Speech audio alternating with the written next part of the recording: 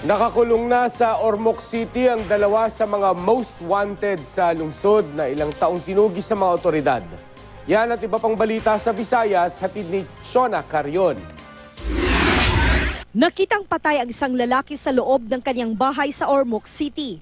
Ayon sa asawa ng biktima, bago nakitang patay ang asawa niya, takot na takot daw ito dahil may nagbanta raw sa buhay nito. Inaalam pa ang motibo at kung sinong nasa likod ng krimen. Dalawa sa mga most wanted sa Ormoc City ang naaresto sa magkahiwalay na operasyon.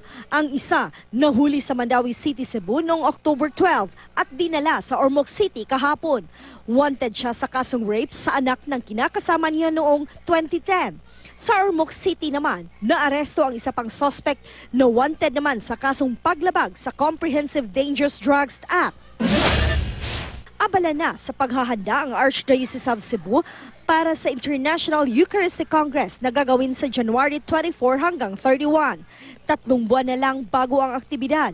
Nasa 6,000 participant na ang nagparehistro. Mga foreigner daw ang nasa 1,000 sa mga ito. Sinimula na rin ng Archdiocese ang kanilang official countdown bago ang event. Chona Carion, Nagbabalita, Pilipinas.